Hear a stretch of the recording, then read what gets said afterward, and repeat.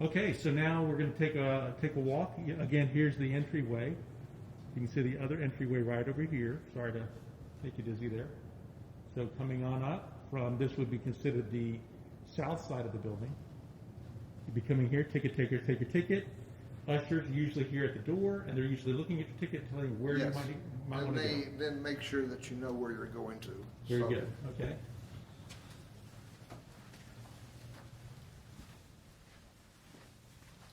with our seating is that we have continental seating. So that means there's no center aisle. So it's wide, it's just all seats everywhere you go. So you want to make sure that the ushers make sure that you're on the right side so that you don't have to cross across everybody. So that's one of the things the ushers do is say, oh no, you need to go to the other side. Why don't you sit down there and let me just see the distance between the seat in front of you. So what you're saying is that the continental seating, there's a little bit more distance between your knee and that, and so that people can literally walk in front of you and you not have to get up. Not really, but it does, during the full shows, when it's completely packed, it does help to have people stand up. Yeah, makes sense. So why continental seating above what we call seating. American seating, which has aisles? And the main reason is that most of the aisles take up premium seat locations. So your best seats are in the middle of the house. If you have an aisle right down the middle, then you're getting rid of some of your best seats. You can fit more people into a smaller area, and it's really to me it's a lot better. We actually can get out faster. If you think about going to a church, after the church service, everybody crowds into the middle, and it takes a while to get out. With the hall and the continental seating, we have more exits and more exterior doors, so that when it's time to go, you're not far from an exit, and we can literally take a 2,200 seat audience leisurely in 5 minutes, and everybody is gone. Makes sense. And I'm going to go over here and take a look at these mushrooms that I see underneath the Right here. chairs. Can you tell us a little bit about that? I don't know if I can actually pick Um, this up. The mushrooms are actually air vents. Air is pushed in through the top, gravity fed down through the tunnels, which feeds it back. So listening real quick, you don't hear air conditioning. So our air conditioner actually runs heat and cool almost all year round. So it mixes the air, so it's not one or the other. So it's a much more comfortable area. And how many seats are on the floor here, and how many seats at the next level, and then finally the next level? I believe this is called the orchestra area. This is an orchestra level. It is actually about 1,127, close-ish.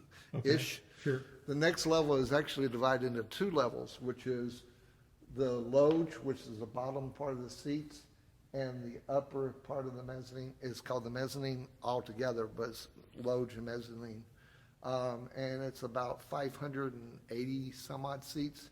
And the very top is the petite balcony, or the small balcony, which is about 200-ish people. Yep. And so it's at the very top.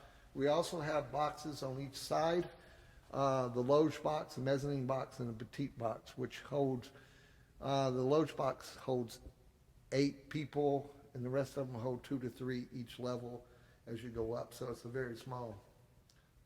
Actually, to be truth in advertising, loge boxes are the worst seats in the house. The other boxes aren't bad. One of the things you notice about the continental seating is there's not a bad seat in the house. Everything is unobstructive. And we do that with these, with the balconies. If you put the camera on the fingers Yes. underneath the balcony, that's cantilevered. Cantilevered, Yeah. which means that the fingers help hold the balcony up. But it continues out into the lobby, and the lobby actually helps hold up that area. That's amazing. It's steel. It's got to be steel covered by concrete. It's mostly pre-stressed concrete. Most of the Okay. building is pre-stressed concrete, Interesting. which is very unusual for a performing arts center Yeah. because concrete is usually very reflective and makes reverb happen. Yeah. But if you notice, as you're zooming over to the walls are reverse concave, which means they go the opposite way you would expect it. And that is to project sound to the audience away from the stage.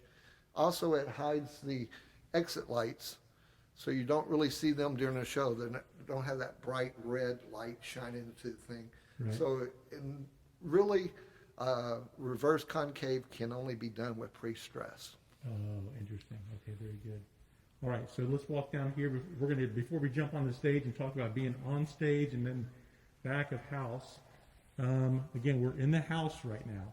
There's that second level, and then there's that third level. And then I see at the very, very top, it looks like a location probably in those windows. That's where you probably have a spotlight. Yeah, we have 3 spotlights up there and actually capability of putting more up there. But that's our follow spots, which are very bright lights that highlight an actor and separates them from the scenery. And you have another little video that I'm going to show the students on that Yes, goes down into that. yes. And then right back here, it looks like that's a soundboard back there. Soundboard and lightboard are right back there, the open window. And then we also have a projection room that we could show movies from. Interesting. And you don't do that much here. Not movies, not so Yes. much. The Galois Theater does, but I Yeah. know that this one didn't. All right, thanks so much. We're going to hit the stage next.